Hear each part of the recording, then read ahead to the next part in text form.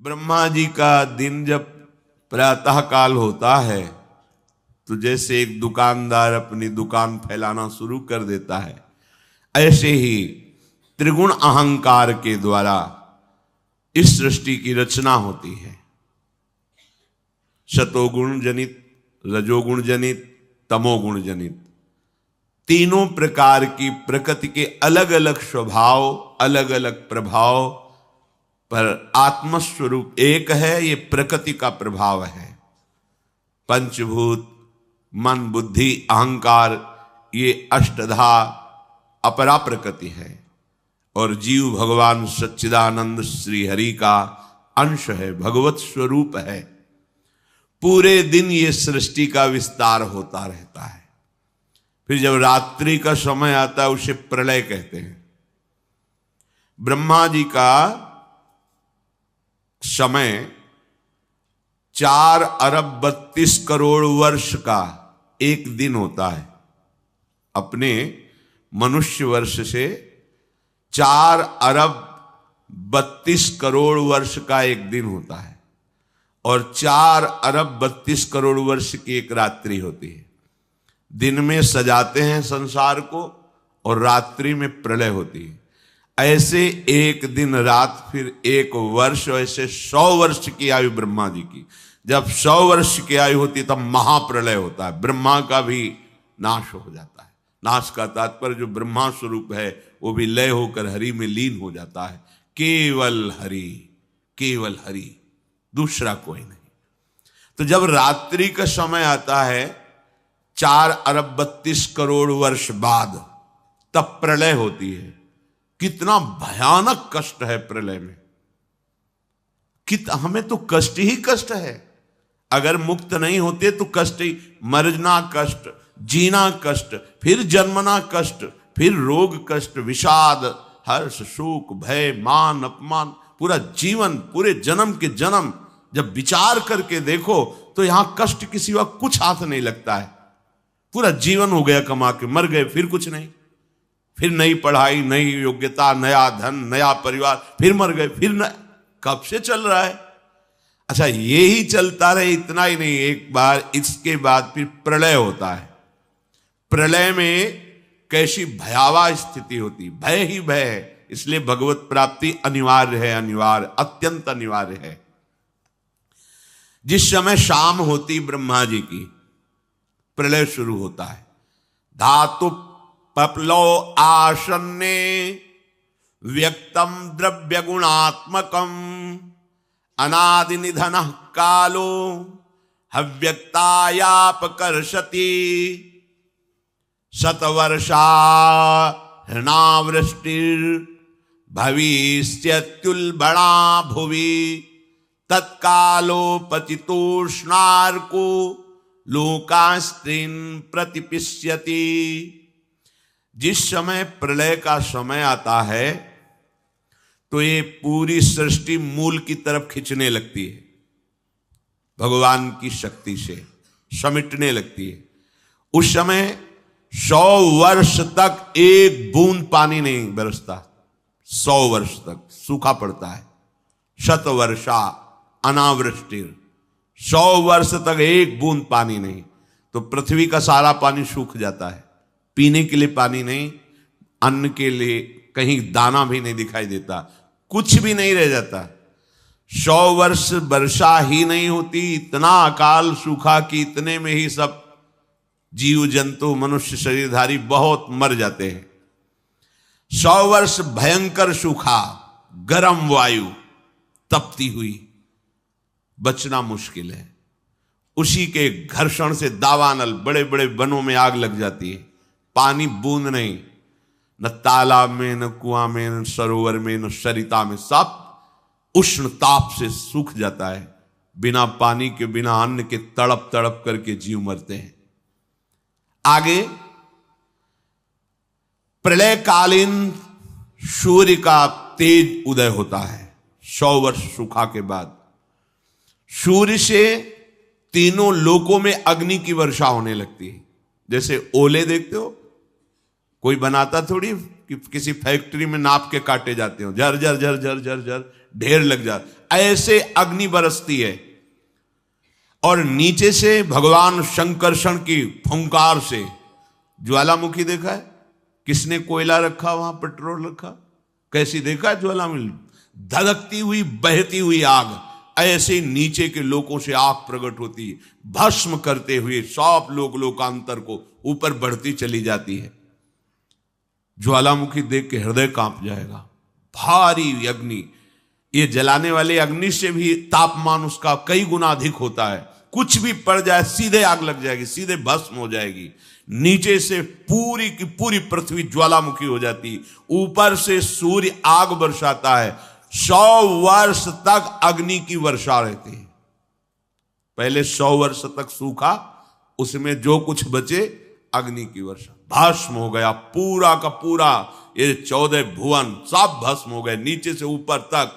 ये स्वर्ग लोक, महालोक, जनलोक, तपलोक सब, क्योंकि ये प्रलय है। ब्रह्मा जी भगवान के नाभि कमल पर विराजमान है, सारी सृष्टि भस्म हो रही। 100 वर्ष तक अग्नि वर्षा ये होती है। अब जैसे कहा जाए कि नीचे से अग्नि निकलेगी, अगर हम ज्वालामुखी ना कहें तो आप अनुमान भी नहीं लगा सकते। ऐसा कैसे हो सकता है? देखो ना, फोड़ करके अग्नि कैसे प्रांत के प्रांत को भस्म कर दे। और वहां एक जगह से निकलती है पहाड़ों में, या पूरी पृथ्वी ज्वालामुखी हो जाती, जगह जगह से अग्नि भगवान शेष के फुंकार से, और ऊपर से भयानक अग्नि तपती हुई बरसती है। जैसे ओले बरसते हैं ऐसे अग्नि बरसती है। लोगों को तपाने वाली भगवान शेषनाग के मुंह से निकलती हुई प्रचंड लपटें नीचे के लोगों से जलाना प्रारंभ करती हुई इतनी ऊंची बढ़ती हैं कि समस्त ब्रह्मांड को भस्म कर देती है। भगवत प्राप्ति अनिवार्य है। अगर ये सुनकर के तुम्हें भय नहीं लग रहा तो भगवान की माया ने विशेष जकड़ रखा है। कहां हम जाएं? एक ही जगह है भगवान की शरण। हमारी कितनी दुर्गति है, हम सोच नहीं पा रहे। कब मर जाए कोई पता नहीं, कोई हमारा मित्र पता नहीं। हम जिसे मित्र समझते हैं वो धोखा दे रहा है, वो शत्रुता का कार्य कर रहा है। जिसे हम सगे संबंधी वो सब स्वार्थ में। कौन है मेरा, क्या है मेरा? विचार करोगे तो अभी भयभीत हो जाओगे, और भयभीत होना मंगल है। क्योंकि जो शभीत आवा शरणाई, रखियो ताहि प्राण की नाई। यदि भयभीत होकर भगवान की शरण में चले जाओ तो भगवान जैसे अपने प्राण बहुत दुलारे होते हैं, ऐसे शरणागत का दुलार श्री भगवान करते हैं।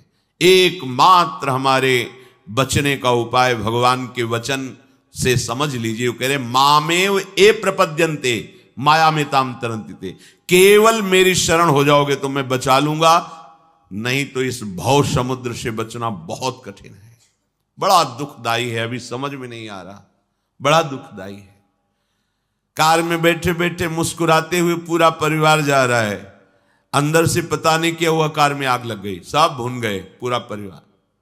प्रतिपल भय, प्रतिपल दुख, प्रतिपल अशांति, मृत्यु हमारे सिर पर सवार रहेगी जब तक भगवान नहीं मिल जाते। यही अवसर है, मनुष्य जन्म में आप भगवान को प्राप्त कर सकते हो। इस छोटी सी आयु में, छोटे समय में, बिना प्रयत्न के भगवान की प्राप्ति आपको हो जाएगी यदि शरणागत हो जाओ, हृदय से शरणागत हो जाओ। भगवान से भी कृपालु हमारी लाडली जो हैं, बचा लेंगी, सब दुखों से बचा लेंगी। निकुंज में किसी भी महाप्रलय की अग्नि का प्रवेश नहीं होता, चिदानंद धाम है। किंचन मात्र माया पवन का प्रवेश नहीं है, ब्रह्मा के द्वारा रचित नहीं है, शेष भगवान के फण पर नहीं है, चिदानंद धाम है। वहां हमें बुला लेंगे श्री जी, और वहां बुला के लेंगे। हम पहुंच चुके हैं, बस सावधान हो जाए, पीछे न लौटे। तो हम आ गए हैं, श्री जी के दरवाजे पे आ गए हैं। और जो इस द्वार पे पड़ रहता है वो फिर निहाल हो जाता है। महारानी जी के द्वार पे आ गए। घर पे इसलिए नहीं कह रहे अंदर कि अभी नेत्र खुले नहीं है तो तुम देख नहीं पा रहे हो, कहोगे कहां श्री जी हैं। तो अभी दरवाजे पे आ गए, इतना विश्वास कर लो। और निरंतर रसिकों की आज्ञा में रहो, एक कदम भी आज्ञा के विमुख न रखो, तो बिना किसी प्रयास के तुम्हें श्री जी की प्राप्ति हो जाएगी। पक्का मान लो, बिना प्रयास के। बस तुम्हारे अंदर एक धारणा बन जानी चाहिए, अब आज्ञा के बिना हमारा कदम नहीं बढ़ेगा, अब जो ही कहें करें हम सोई, बस इसके परिणाम स्वरूप लाडली जी आपको कृपा करके अपने निकुंज में बुला लेंगी जहां माया का प्रवेश ही नहीं है। ये सब मायाकृत सृष्टि का प्रलय होता है। बोलो 100 वर्ष तक हाहाकार मच गया, नीचे से अग्नि ऊपर से अग्नि, और 100 वर्ष पानी नहीं गिरा तो सब सूखा। अब कौन बचा? सब भस्म हो गया। अकाल में ही 100 वर्ष में सब स्वाहा हो गए, जो कुछ बचे वो अग्नि की वर्षा से नष्ट हो गए। शांवर्तको मेघ गणो वर्षति श्मशतम समाहा धाराभिर्हस्ति हस्ताभिर लीयते सलिले विराट। 100 वर्ष अग्नि के बाद फिर प्रलयंकारी मेघ, जिनको शांवर्तक कहते हैं, वो हाथी की सूंड के समान धारा बरसाते पानी की। 100 वर्ष तक निरंतर धाराभिर हस्ति हस्ताभिर लीयते सलिले विराट, हाथी की सूंड के बराबर बूंदे नहीं, धारा, पूरी सृष्टि जलमग्न। ये पूरा विराट ब्रह्मांड जल ही जल हो गया, कुछ नहीं बचा, केवल जल। नीचे के लोगों से लेकर ऊपर तक केवल जल ही जल। पहले सूखा में नष्ट, फिर आग की वर्षा में सब भस्म, फिर जल ही जल। उस समय ब्रह्मा अपने ब्रह्मांड को छोड़ करके उस कमल पर विराजमान होते जो भगवान के नाभि में विराजमान है। ये रात्रि हुई ब्रह्मा जी की, सो गए, उसमें सब नष्ट हो गया। वायु पृथ्वी की गंध को खींच लेती, जिससे पृथ्वी भी नहीं रह जाती, वो जल रूप हो जाती है। और वही वायु जल के रस को खींच लेता है, तब जल अपने कारण अग्नि में समा जाता है, और अग्नि को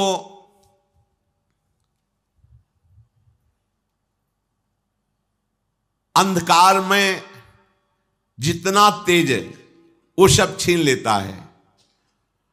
अग्नि वायु में लीन हो जाती है, वायु रूप हो जाती है। वायु की शक्ति को, प्रवाह को आकाश छीन लेता है, वो आकाशमय हो जाती है। तदनंतर ईश्वर आकाश के गुण शब्द का हरण कर लेता है, तो तामस अहंकार में लीन हो जाता है। इंद्रियां, बुद्धि राजस अहंकार में, मन सात्विक अहंकार में, ये महाप्रलय हो गया। अब कुछ नहीं बचा। जब पूरी ब्रह्मा जी की आयु हो जाती है तो अहंकार महातत्व में लीन हुआ। महातत्व मूल प्रकृति में, मूल प्रकृति ब्रह्म में, अब केवल ब्रह्म बचा। न ब्रह्मा बचे, न ब्रह्मांड बचा, सब नष्ट हो गया। महाप्रलय, प्रलय रात्रि ब्रह्मा की, महाप्रलय ब्रह्मा का विनाश। ये सृष्टि स्थिति संहार करने वाली भगवान की अचिंत्य माया है। ये रहट जैसे चलता है ऐसे चलती रहती, कभी दिन कभी रात, कभी प्रलय, कभी सृजन और कभी महाप्रलय। ये बात सुनकर के बड़ा भय लगता है, कैसे निकले इस माया से। यथैता मईश्वरी मायाम दुस्तरा मकृतात्म भी तरंत्यंजा स्थूल धियो महर्षि इदमुच्यताम। हे महर्षियों, ये माया की बात सुनकर तो बड़ा डर लग गया। यही शास्त्र का प्रभाव होता है, संतों का प्रभाव होता है कि जिस डर में तुम सुखी होकर खेल रहे हो, उसमें वास्तविकता का तुम्हें भान हो जाए और भाग पड़ो भगवान की तरफ। एक महान लाल स्वामी हुए हैं पूर्व में, तो पहले ब्याह के लिए जाया जाता था तो राजकुमार की तरह अस्त्र शस्त्र पूरा। जब ब्याह के लिए पाग बांध करके गए और भावर का समय आता है तो उस जो विद्वान पाणी ग्रहण संस्कार कराने के लिए गए थे पंडित जी, उन्होंने कहा लाल जी सावधान। तो उनका सावधान का मतलब, बोले अब आप पाणी ग्रहण संस्कार करने जा रहे हैं भावर, अब आप गृहस्थ बंधन में बंधने जा रहे हैं, उनके कुछ नियम हैं। वर की तरफ से कुछ 7 वचन, लड़की की, बड़ा शास्त्रीय विधान रहता था। तो अभी हम बंधे नहीं हैं, नहीं, अब भावर फेरने जा रहे हो, पाणी ग्रहण संस्कार होगा, आजीवन के लिए तुम्हें ये बंधन स्वीकार किया करना पड़ेगा। जो ब्याह, वो लघु शंका लगी है, उनका नहीं, पाणी ग्रहण के बाद बोले अब लगी है तो लगी। पहले अच्छा, पहले बाथरूम की व्यवस्था नहीं थी, बाहरी तो दूल्हा है तो 1-2 लोग गए, उनका भाई लघु शंका तो कर ले दो, बस वो संकय निवारण के लिए वहीं सब अपना पाग वाग उतारा। बोले जब सावधान तो सावधान, अब क्या बंधना। बहुत बड़े संत हुए। एक बार तुम्हारी समझ में आ जाए कि तुम जिसे सुख समझते हो वो दुख में कूदने जा रहे हो, वो बंधन है। अगर गृहस्थी में भी जाओ तो हरि का आश्रय लेकर भजन करते हुए जीवन व्यतीत करो, नहीं तो बहुत दुख भोगना पड़ेगा। मरना कोई समस्या का हल नहीं है। जो अपने अज्ञानी लोग सोच लेते हैं चलो मर जाएंगे, झंझट खत्म हो जाएगी। नहीं नहीं, ये झंझट मरने से खत्म। मरना क्या है? एक स्वप्न है, आंख खुलेगी फिर नया जन्म, फिर नया प्रपंच, फिर नया दुख। कैसे कैसे दुख हैं। शरीर है पर चल नहीं सकते, एक कदम भी उठाना है तो दूसरा। कैसा जीवन, पूरे जीवन आंख नहीं है, कुछ देख नहीं पा रहे, कान नहीं, कुछ सुन नहीं पा रहे, जवान नहीं, कुछ बोल नहीं पा रहे। खाने की व्यवस्था है, लीवर फेल हो चुका है। लीवर बढ़िया है, भोजन की व्यवस्था नहीं। देखो ना, भोग भोग रहे हैं, तृष्णा बढ़ रही है, कामना बढ़ रही है। तृष्णा कामना से पीड़ित होकर अधर्म आचरण किया, जेल भोग रहे, नरक भोग रहे। क्या है ये प्रपंच? जरा कभी पर विचार करने का समय कहां देती माया। वो तो प्रवाह में बस बहाए चली जा रही। बड़े भाग्यशाली जन हैं जिनको सत्संग मिलता है, शास्त्र स्वाध्याय मिलता है और विचार करने का अवसर मिलता है। प्रश्न हुआ कि जिन्होंने मन को भोगों में फंसा रखा है, मन पर विजय नहीं प्राप्त की, इंद्रियों को विषयों से विलग नहीं किया, शरीर में अहम बुद्धि रखते हैं, वो इस प्रबल माया से, प्रचंड माया से कैसे मुक्त हो सकते हैं? कोई उपाय है? जिनका मन वश में नहीं हुआ, जिनकी इंद्रियां भोगों में लगी, शरीराभिमानी हैं, हम सब इसी कोटि के हैं। देख लो ना, बातें चाहे जितनी बनाओ, शरीर को हम अपना स्वरूप मानते हैं, मन इंद्रियों के भोग को हम अपना सुख मानते हैं। कितना बड़ा अज्ञान है। इंद्रियां भोगों को भोग रही हैं, मन भोगों का संकल्प करवा रहा है, शरीर चेष्टाएं कर रहे, फंस आप रहे हो। आप कहीं भी नहीं है भोग में, पर फंस आप रहे हो। यही माया फंसाए है। आपको किसी भी भोग की आवश्यकता नहीं, आप चिदानंद सुख स्वरूप हैं। ये भुला देना ये माया कार्य है, और ये स्मृति आ जाना भक्ति का कार्य है, ज्ञान का कार्य है। गीता सुनने के बाद नष्टो मोहा स्मृति लब्धा, अपने स्वरूप की स्मृति आ गई, भगवत स्मृति जागृत हो गई। तो इनका कैसे माया से मोक्ष हो सकता है? जो शरीराभिमानी हैं, मन निग्रह नहीं किया, इंद्रियों के भोगों में जो रमण कर रहे, तो बोले पहले विचार करना चाहिए। विचार शब्द सबसे पहले आया है। अच्छा, ये विचार कहां से प्रकट होता है? ये विवेक से होता है। विवेक से विचार होता है। बुद्धि तो बेकार की बात है। यही तो हमें फंसाया है बुद्धि। यही तो निश्चय करती, इसमें नहीं उसमें सुख है, वहां उस पद में सुख है, उस संपत्ति में। यही तो बेईमानी कर रही बुद्धि। अब बुद्धि के ऊपर कोई बैठे तब समझ में आए, वो है विवेक। और ये विवेक केवल साधु संग से मिलता है। बिन सत्संग विवेक न होई, और सत्संग केवल भगवत कृपा से मिलता है। ये आपके प्रयास से नहीं, आपके भाग्य से नहीं है। बिनु सत्संग विवेक न होई, और राम कृपा बिनु सुलभ न सोई। सत्संग मिल गया, मानो हमारे ऊपर भगवान की विशेष कृपा हो गई। अब इस विशेष कृपा में विवेक जागृत होता है, फिर उससे विचार होता है। कहते विचार करके देखे कि ये जो स्त्री पुरुष का आकर्षण है, अनादिकाल से ये चला आ रहा है, प्रकृति का पुरुष के प्रति आकर्षण। ये संसारी मनुष्य इसी आकर्षण में सुख की भावना से दुख में बंधता चला जाता है। बहुत बड़ी विचित्र लीला भगवान की है, बहुत। इसीलिए चूंकि जो जिनका विवेक जागृत हो देख के वो कांप जाते हैं, कितनी विचित्र लीला है। किसी एक जगह साधक रहते थे, भ्रमण के समय की बात है। दोष दृष्टि मत करना, माया का प्रभाव ही ऐसा है। अगर आप चूक करेंगे तो आप चले जाएंगे, हम चूक करेंगे तो हम चले जाएंगे। चूक नहीं होनी चाहिए। चूक का मतलब आज्ञा उल्लंघन, शास्त्र आज्ञा उल्लंघन, गुरु आज्ञा उल्लंघन, ये चूक है, ये आपको ले जाएगी। भक्तों के संग से ऐसी घनीभूत भक्ति, घनीभूत जिनमें कहीं भी पोलापन नहीं है, ठोस, घन कहते हैं ठोस को। अगर घनीभूत भक्ति है तो भक्तों की कृपा से जागृत होती है। भक्तों की कृपा का स्वरूप उनके वचनों के अनुसार चलना। अगर घनीभूत भक्ति नहीं, उसमें पुलापन है, तो फिर गिरने के चांस है। एकांत जंगल में वो रहते थे, पूरे आश्रम में अकेले, 2 4 10 लोग दिन में आ जाते थे, शाम के नहीं। वहां एक पागल शरीर वाली स्त्री दरवाजे पे गेट के ऐसे ही, उनको दया आई। सर्दी का समय था, अंदर कर लिया, भोजन पवाया। साधु का हृदय ही ऐसा होता है। पर दया बिना साधु कसाई, और दया करी तो आफत आई। दोनों बातें ध्यान रखनी चाहिए। दया, अगर भगवद स्मृति चल रही है तो तुम्हारी ठीक है, और अगर भगवद स्मृति में बाधा पड़ जाए तो दया छोड़ के तुरंत भाग पड़ना चाहिए। याद संभालनी चाहिए। याद गई तो दया फंसा देगी, बस ध्यान रखना। यही दया फंसा दिया भरत जी को। भगवान की याद भूल गए, हिरन की याद आ गई। अब दया खतरनाक हो गई। दया नहीं तो साधु कैसा? दया बिना साधु कसाई, और दया करी तो आफत आई। ध्यान रखना।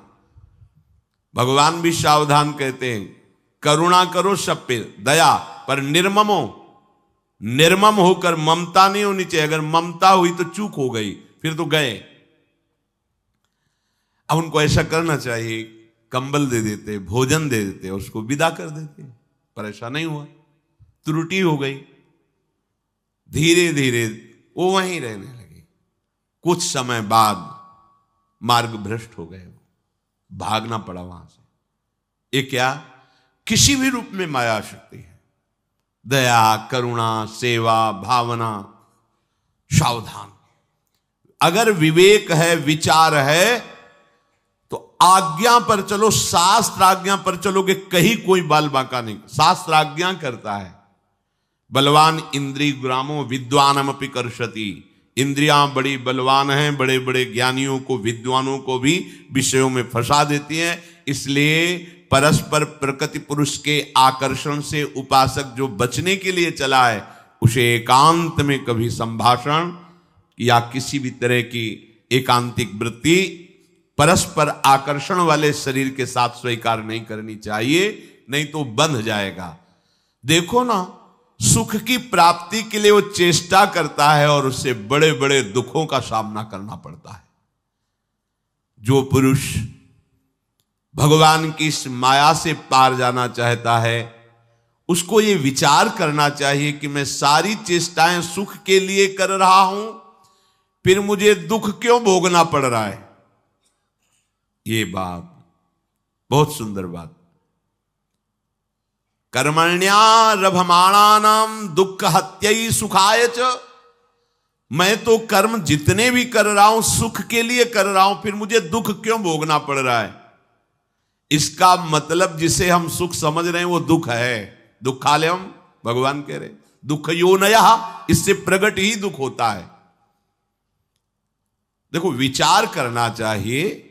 नित्यार्थितेन वित्तेन दुर्लभे नात्म मृत्युना गृहापत्याप्त पशुभि का प्रीति साधितैश्चलैः। एक धन को ले लो, इसमें हमारी सुख बुद्धि हो गई, दिन दिन इसको बढ़ाने की अंदर लालसा बढ़ी। अब चाहे पाप से कमाई हो, चाहे हिंसा से, चाहे बेविचार से। अक्षरशः सत्य है, अपने हृदय को नाप के देख लेना, शास्त्र है। इसके पाने के लिए बड़ी बड़ी कठिन क्रियाएं, दुखद क्रियाएं करता है। इसी बात से तो घृणा हुई थी पिंगला जी को। जनकपुरी में, विदेहराज की नगरी में ये वैश्यावृत्ति करती थी, अपने शरीर को बेच करके धन कमाना। शरीर को सजा करके दरवाजे पे बैठी, जो व्यक्ति आता सोचती मेरे ही पास आ रहा है, मुझे धन प्रदान करेगा। 12 बज गए, रात्रि तक कोई नहीं आया। हर व्यक्ति को इसी भावना से देखती, जल गया हृदय। एकांत से धिक्कार है मेरे इस जीवन को। हमारे हृदय में प्रभु बैठा हुआ है, मैंने आज तक उसे, मैं विदेहराज की नगरी में रहती हूं, ज्ञानियों की नगरी में, और कितना निकृष्ट आशा, शरीर से भोग, भोग से धन, धन से फिर भोग। अब नहीं। देखो इतनी महान हो गई कि भगवान दत्तात्रेय जी ने 24 गुरुओं में एक गुरु पिंगला जी को भी माना। और चतुरासी जी जैसे रस समुद्र ग्रंथ में, वाणी जी में महाप्रभु ने पिंगला का उदाहरण दिया। यह जो एक मन बहुत ठौर करी, कही कौने सच पायो, जहां तहां विपत्ति जार जुवती लो, प्रगट पिंगला गायो।